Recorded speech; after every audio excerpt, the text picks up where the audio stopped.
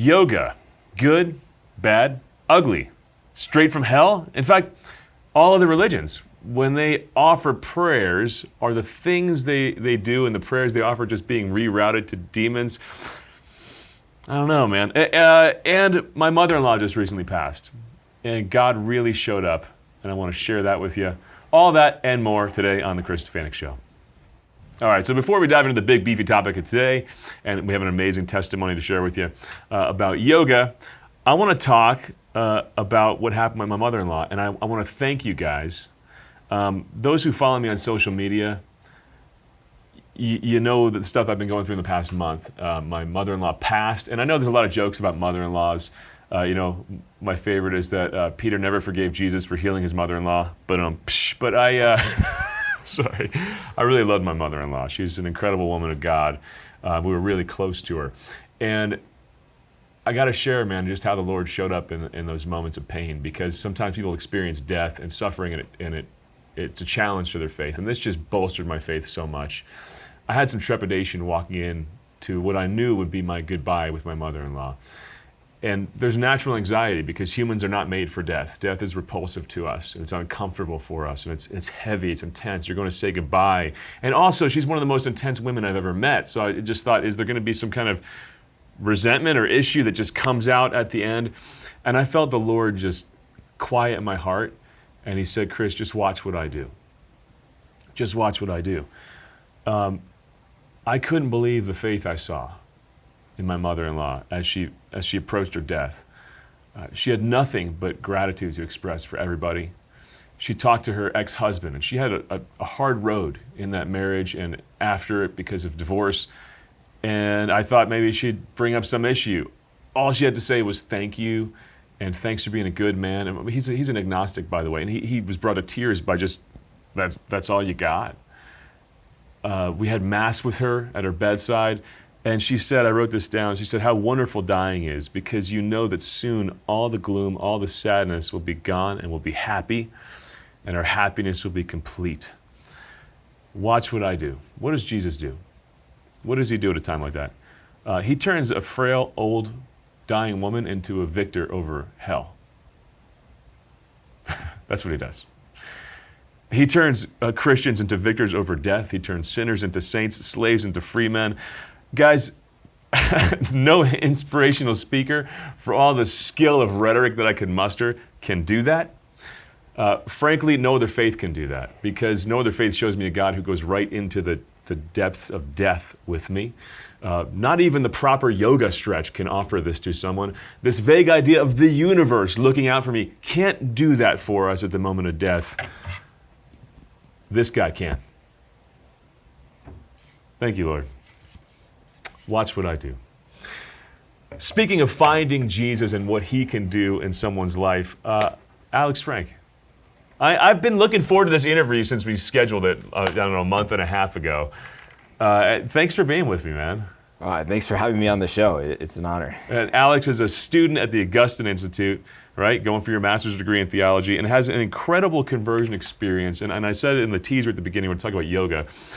You were a yogi, right? I mean, you were deep into that whole world. But before we dive into all the nitty gritty of all that, how it fits with Catholicism, how it doesn't fit with Catholicism, give us the 35,000-foot view of your whole journey into the Catholic Church. I was born in Washington, D.C., and raised scientific materialist, ostensibly Jewish, but really scientific materialist. Okay. What's that? How would you define scientific materialism? I believed that matter was the thing that caused everything, and everything could be explained by matter. So anything metaphysical, spiritual, was just dismissed outright because it's not scientifically verifiable. Done. Just a bunch of mumbo jumbo, and I went and got a bachelor's degree in physics, and that mentality was very prominent in Washington, D.C. I really bought into all the cool stuff around Washington, D.C. Okay. So from there to Catholicism, I mean, what happened? You're a master's student in theology. Something happened, all right? And nominally Jewish, right? Nominally Jewish. I went on a birthright trip to the Holy Land. Yeah, those look incredible. Yes, it was amazing to get a free trip to the Holy Land, but it was actually around that time that facade of materialism started to fall away because I was facing up going into the army. And I had no idea why I was asking people to risk their lives and how to do it. Like, materialism just couldn't answer these basic questions, even though I had a really good education in my undergraduate. So I got into this Zen Buddhist philosopher named Ken Wilber, who really provided a reasonable proof for the spiritual side of life. Wow. How? So one of the avenues that he used was numbers, for example, and how you can't actually use matter to prove numbers exist. Especially the number I, or even the number like 1/2. I mean, you can go and get 6 coconuts, but then you can't then say that the number 7 exists just with your intuition. You have to go and get another coconut. That gets ridiculous once you get into large numbers, but it starts to completely break down once you get into imaginary numbers and all sorts of other numbers. So he brought out the metaphysical reality attached to this concept of numbers, that numbers themselves, which are basis of everything, right, of science and math and logic, even that is an immaterial something, right? Yes. So by the way, if someone wants to go down that rabbit hole, would you recommend they study this guy? For some of his simple proofs. Yeah, what do you Google? Because it sounds really fascinating. We could probably do a whole show just on that. Ken Wilber on numbers. Plato and St. Augustine have similar discussions. Okay, about numbers, actually. How cool is that? Okay, so you're stumbling upon the spiritual life, numbers, the reality of the spiritual as you go through the army and face the reality of death. Okay, let's keep going down this journey with me. So then I basically searched through everything cool in secular society. Like mindfulness, Jungian psychology. I went to the jungles of Peru, the Amazon tributaries, to spend time with the Shipibo shamans there, the most famous type of shamans. I went to a Zen monastery in upstate New York for 3 months. And then I finally came to yoga. It was really amazing how God took the partial truths in each one of these. He took lessons from each one that gradually just added all the pieces that built this amazing edifice that eventually led to the truth of the Catholic Church. Wow. But at the same time, each one failed as a complete system. So I would get really excited at finding each partial truth, and it would explain all of the questions that I had. But then other problems would crop up that it couldn't explain. Wow. It was kind of like being on a sugar high, where I get a sugar high from finding the answers I was looking for, but then it would crash after that once I realized the problems with the system. Like St. Augustine talks about being in love with the search for truth rather than the truth itself. Wow, okay. This is something that's frustrating for me as a Catholic evangelist, and this is something you encountered in your journey, right? If someone's looking for the spiritual in secular society today, their gut, first response to the spiritual quest, or the first step they take, is probably going to be something like yoga or an Eastern religion, or a shaman from the ancient world. And we live in a society that still, I think the United States identifies as, 70% Christian. Yeah. But you see signs for yoga all over the place. I was in Aspen not long ago. I give a talk out there, and you go to the bagel shop and there's yoga pictures and stuff. Like, I'm thinking, dude, half the population here even is Christian. Why is that stuff becoming mainstream? I'm going to guess as you started the spiritual quest, the last thing in your mind was Christianity, especially Catholicism. What did you associate the Christian path with as you looked for the spiritual? Just shallow and lame and couldn't possibly be there, but yet a shaman? I mean, what was your initial perception of all that kept you from trying church first? I had some prejudices, bunch of superstitious pedophiles that just sadistically oppress people for the sake of their own power. That sums up the entire Christian worldview's summary of Christian history, doesn't it? Yeah. Sadistic pedophiles in a search for power. That's it. Superstitious pedophiles. Even better. Yeah, who sadistically oppress people for their own power. I mean, this was the prejudices I gained in Washington, D.C. It's sort of the culmination of both the Enlightenment and postmodern prejudices. Those are the Cultural Revolution and everything. And I didn't examine these beliefs until much later on when I realized that that's not true at all. Wow. Wow. Okay, so I love how you describe that even though you were thinking there's no way the spiritual quest will end in the Catholic Church when you started. No way at all. Right? And yet you were stumbling upon things in other faiths that teed you up to go there. And I love how the Catechism describes other religions as originating in the inherent need for the spiritual, the inherent need for God that He etched into our souls. And some people would look at other faiths and say, well, it's all just demonic. That person is offering a prayer that is rerouted to hell because they don't know the name of Jesus. There's nothing true there. But the reality is when people look for God, even though He's fully revealed in, well, Him coming down and saying, hey, here I am, they're going to stumble upon truths, right?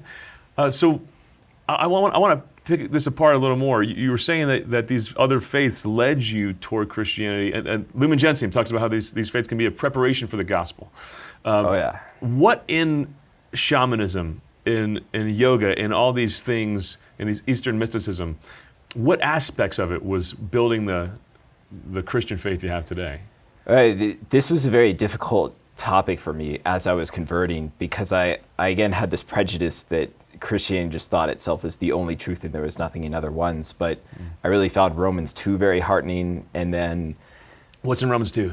He talks about the intuition that every Gentile has in their heart for God, and how some people turn away from that intuition, but other people follow the intuition for the natural law in their hearts.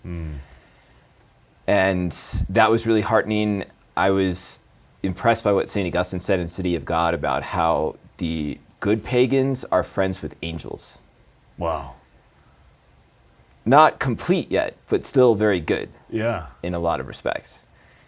And I found that a lot. And the thing that I eventually settled on that had the biggest influence of me is Kashmiri Shaivism, which is a form of yoga. Kashmiri is a reference to Kashmir, and then Shaivism is Shiva, the main Hindu god. Kashmiri Shaivism. Kashmiri Shaivism. And that's what you got real into. That was your thing. That was my thing. I had probably the best spiritual director in the U.S. I still have a lot of respect for this guy, and he was drawing from all sorts of different disciplines and had a really good understanding, but at the same time was very grounded in physical realities. He was a fitness trainer at some point. Wow. So they have their own version of the Trinity, actually. And then in their initiation, they have a descent of life force, Shaktipara, it's called, that has a similar philosophy to our baptism. Wow. Then the way to get there is very much rooted in sacrifice and rooted in temper and freeing yourself from passion so that you can elevate those to the divine, to find God, stripping yourself, sacrificing your own self, your selfish self, your self-indulgent self, so that you can be elevated to the divine. Wow.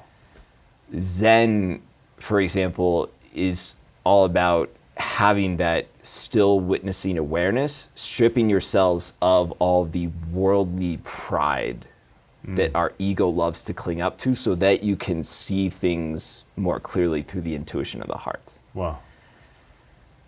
But the problem with all these, and I think this is so true of so many different things, is that they take a partial truth, a part of the truth of the faith, and they say, this is the only truth. And then they just take it to extremes and exaggerate it.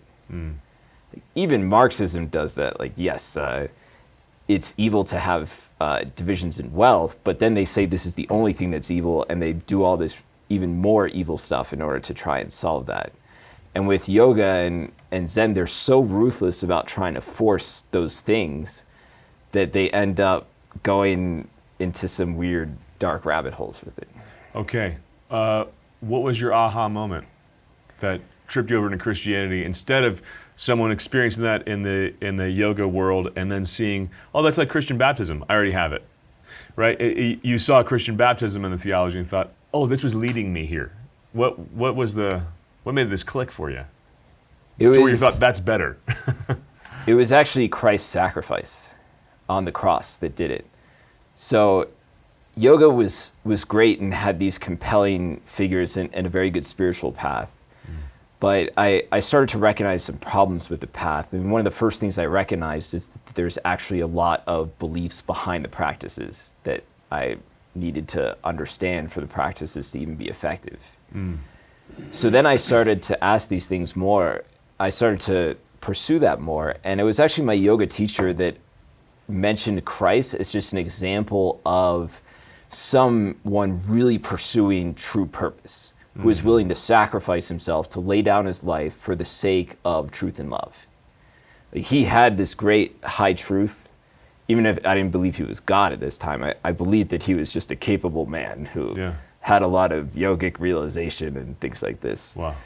And he condescended to that, to the level of other people, even to the point of being willing to lay down his life for them, to raise them up to greater spiritual awakening and realization. So even the thought of Jesus came to you through yoga. Yeah. And then you started to ask, who is the man really? Yes. And I had to discard my other prejudices. Was that scary? When you realized this is the truth, was it exciting, or was it like, oh crap, that's the truth? This isn't cool. This isn't mainstream. This isn't what I wanted. How did that hit you when you realized? At first, I was just so excited. I was still kind of in the sugar rush, and I think that God was merciful in letting me go there. Yeah. He didn't bring up all the difficulties that I would have at that point yet. That came later, where I started to realize the ethical demands and things like that. Yeah. Yoga didn't really have many ethical demands, so I could just enhance myself and do what I wanted with it. But I was still in the rush of just discovering this truth, and I really wanted to then go deeper into it. Yoga was having me live a well-ordered spiritual life. Yeah. I was meditating regularly, I was fasting. All prep for the gospel. Yeah. That was essential prep for the gospel, while at the same time I was in graduate school at Yale, which was training me to think more rigorously about important questions. Once I started to think more rigorously about important questions with that spiritual intuition, then it was just a really nice, sugary rush to the Catholic Church. Wow. After that, I mean, that was really the only solution. There's really no other religion that has such well thought out, rigorous intellectual beliefs, but at the same time is rooted in a good spiritual awareness. Wow. So there's truths in all these other religions that can be seen as a preparation for the gospel. The flip side of that statement, which we believe this as Christians, but the flip side is that some people could take that and run with it and say, there's no difference. It's all the same. It's all good. There was I read a story about one missionary in the Amazon who bragged about not baptizing anyone for 30 years, as if we have nothing to bring to the world in the fullness of truth, that is in Jesus and God saying, hey, here I am. And it's also appropriate to say that even though there are goods, it's not all good. You can have demonic footholds in other faiths that sneak in. Without sounding like we're putting down all this stuff, what's incompatible between these faiths in yoga and Christianity? You started to allude to some just dark places that you started to be exposed to that I thought they're not just illogical but evil.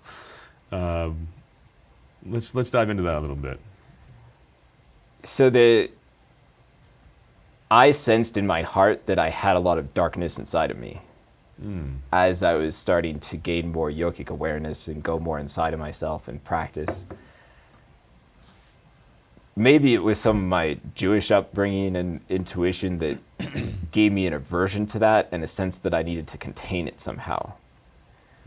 But with yoga, they're so ruthless about trying to force their own consciousness, about trying to force their own ability to be present, that they will sometimes just collapse into that. And actually my yoga instructor himself would pursue those dark desires in order to then enhance their own yogic capacity. So if you act out on a desire and then use it as a way to then enhance your own capacity, your own sort of power as a person to manipulate those desires and to work with them. So yogic capacity refers to your own powers as a human being? Yes. Okay.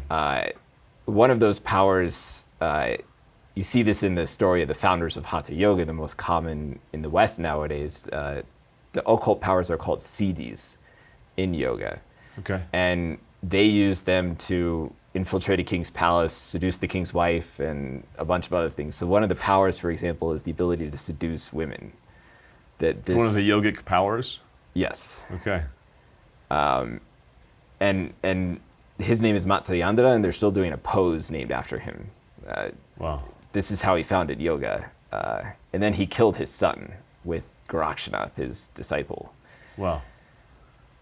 In order to enhance their own personal power. This is an example of how they take some of the dark aspects in their soul and then try and alchemize them, try and work with them in order to enhance their own personal capacity. So they don't see them as inherently good or evil powers, just powers.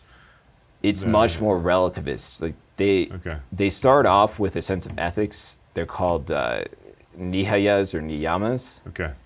And those are good for the early practitioner, but then once you reach a certain stage of yogic realization, then you can just discard those and you're meant to work, especially in the most common ones. I mean, there's different strands of yoga. This is the left-hand types of yoga that are the most common in the West now. In those, you're meant to work with those darker desires in the soul. Wow. And my instructor admitted, he kept saying, yeah, there's a lot of people who follow this path become sort of dark sorcerers, where they just use these dark capacities to gain power for themselves and fall into them in a bad way. Okay, so I'm going to say, probably safe to guess 99% of people who do these yoga stretches think this is just a great exercise that's been refined over 1,000 years. Right. To just nail that stretch. Yeah. Right? Like downward dog. Nothing better for the lower back or calves, right? Right? This is how I know a lot of Catholics who do this and just think, well, it feels good.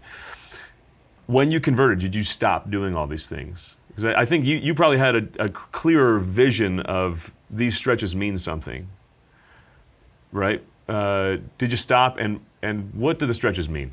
What are these poses? Are they associated with gods? Yeah, that's a good question. It was difficult for me to really appreciate what the poses were doing at first. I didn't stop practicing them immediately after I made the decision to convert. I didn't really fully appreciate it even at the time, even though I had this deeper understanding of yoga. But so first off, I'll say that the poses are actually not being refined over thousands of years. They took a lot from Western gymnastics just 100 years ago. Krishnamacharya is the founder of modern yoga, and he took a lot from Western gymnastics. Wow. We only have limited evidence of some of the asanas, some of the postures being practiced before that. Okay. There's no yogic manual from before 1900 that has all these postures, only a few of them. Okay. Now, okay, so if they're taken from modern gymnastics, are they not associated with Hindu gods? Or is this a pose of worship or not? Yeah, where do you sit with this? That's a good question. So my wife actually has a sore throat right now, and she's been eating ice cream because it has the health benefit of soothing her throat. All right. Eating Don't tell my kids that. Yeah, exactly. And as a parent, you constantly have to educate your children on moral object. Yeah. That's what this is alluding to in the catechism and everything. So the moral object, the inherent meaning of the thing that you're doing. The inherent meaning of an action that goes beyond the intent. Okay. You might have a subjective intent, but the objective meaning is different. It's like doing the sign of the cross or just eating a circular piece of bread. If I just scratch my forehead and my shoulders, I'm not participating in Christianity there. Right. So that's a meaningless gesture. Whereas if I participate in Christianity and do that, that does things that I don't even comprehend. The Augustine Institute has a whole book written on the sign of the cross and what it means. Who wrote that book, by the way? Dr. Bloom. Okay, check that out. Dr. Bloom, brilliant guy. St. Francis de Sales. But even every time Dr. Bloom is doing the sign of the cross, he's not thinking of all it means. Yeah, of all it means in the book. Like his intent is just to do the sign of the cross.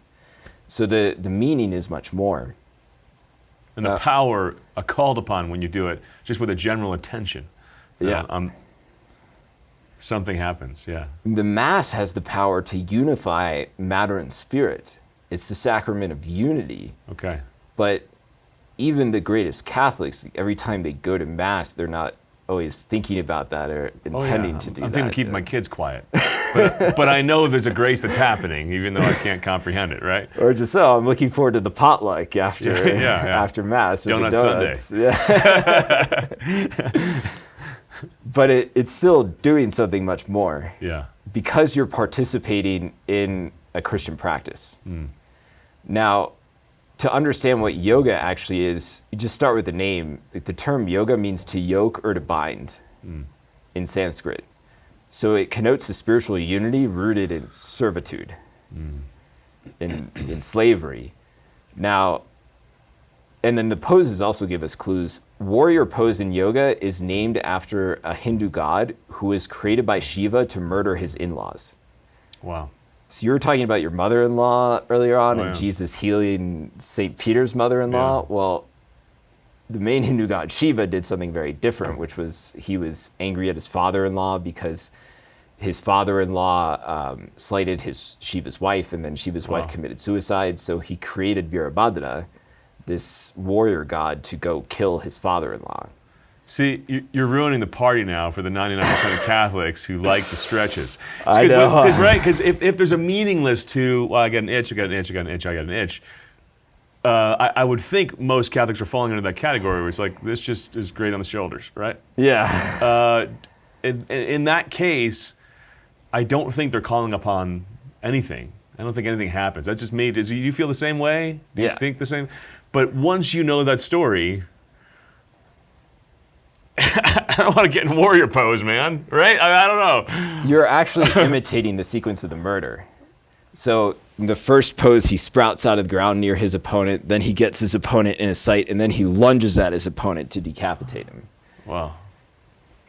So every time they do Warrior 1, 2, 3, you're reenacting that sequence. And I was a soldier, and I'm all about being a warrior, but there's a lot of bad warriors out there. I didn't want to imitate Genghis Khan as a soldier in the U.S. Army. I hear you. Yeah. Or Virabhadra, for that matter. And then once you dig into the philosophy more, the yogis themselves say that the poses are, you can't separate the poses from the spirituality. Yoga Journal is the most common source for yoga news in the United States by far in terms of internet traffic statistics and things, and that's what they say all the time. There is an appropriation happening. If ever the word cultural appropriation would fit, it's here. Oh, the Hindus appropriated the poses for their own worship, Krishnamacharya, in one of history's greatest cultural appropriations, but then we topped that one. We topped it, and that was just kind of cool. It's funny that the places, the posters you see, it's like, hey, I'm on a pretty beach. Warrior 1. Like, why? How about I just sit down and have a beer and look at the water? I don't know. Call me crazy. Yeah, appreciate God's creation. I'm on a paddleboard. Warrior 2. Like, how about you just paddle? Anyway. And we attain a certain unity when we appreciate God's creation, but it's not the same unity of thinking we are that beach and we are that sun. So when you meet a Catholic who's doing yoga, do you tell them, stop? Or do you just kind of hold back and think, okay, there is something neutral about a stance if you don't know what it means? Where are you falling with that? And maybe we shouldn't offer a hard, fast answer and tell people to pray on it, but what do you think?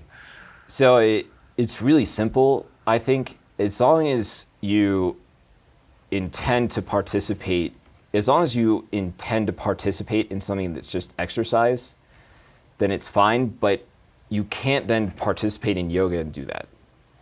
Like, once you participate in an actual part of yoga, in an actual, the practice of yoga, then you're participating in that. And the yogis themselves say that the goal of the poses is actually to awaken the sleeping serpent goddess at the base of the spine, Kundalini, their spiritual energy. Okay, hard pass. And then send that up the spine so that you can realize your true identity. Wow. That sounds like possession to me. Yeah, that's pretty wild, man. And if you go on, Yoga Journal has all this on the website. Yeah. You can go and research it. And then you'll also find articles on astrology and the magical powers of crystals Yeah. to help with these things. Wow. It's pretty superstitious. So I'll try and illustrate that it's similar in 2 Corinthians when St. Paul is talking about eating idol meat. Yeah.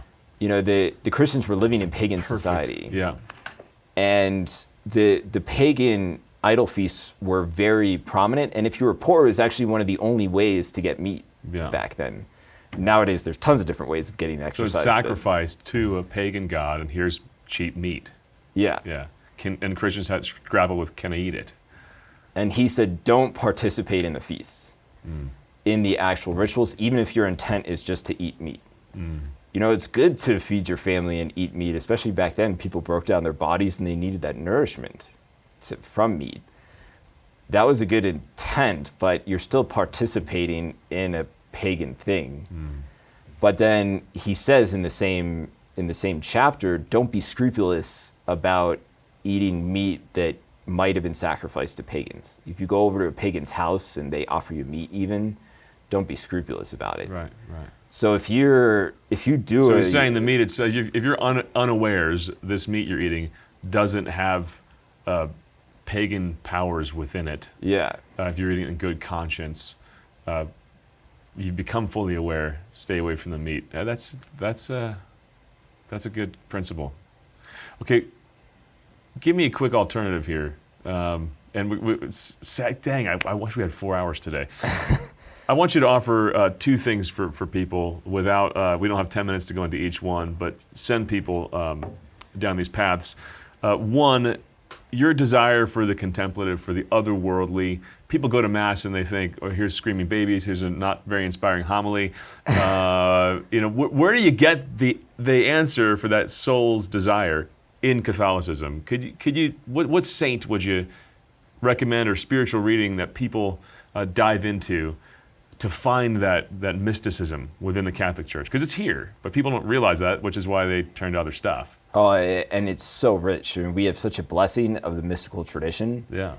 When I was practicing yoga, I realized that it's so possible to fall off the deep end, and there's so many pitfalls to the mystical path. We really need a firm guide, using the light of reason also to guide us on the mystical path, but also have things like monasteries to set up the life that's necessary for that. The book that really did it for me was The Fire Within by Father Thomas Dubay, talking about the two Carmelite doctors. The Fire Within. Google it, buy it. Yep, it's fantastic. That was, I could really sense the fire once I opened it up. And I was hungering for that in yoga. Like, yoga had really good contemplative depth, and it had a nice spirit to it, a nice fire, but it was so hard to reconcile those two things. There was always this constant dichotomy between them. When I first started off, I was actually pretty dualist in thinking that like life energy and life force was lower than depth and consciousness up here.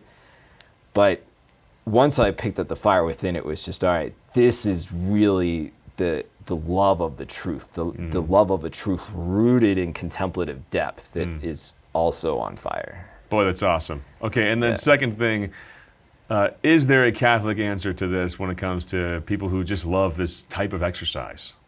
What do? You got to make up your own stuff. So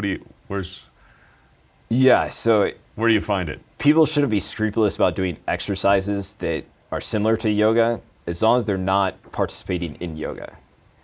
And Pietra Fitness does an amazing job of that. Pietra Fitness. It means rock in Italian. Okay.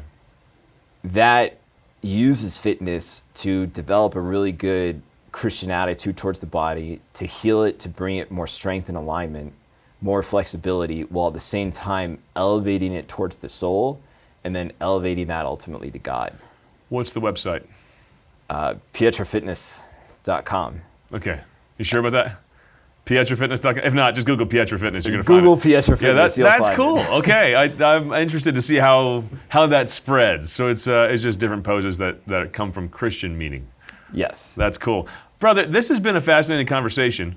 You ruined now my ability to do Warrior 1 and 2. And, dang it. All right. And I'm grateful for your journey to the Lord, and thanks for sharing it with us, man.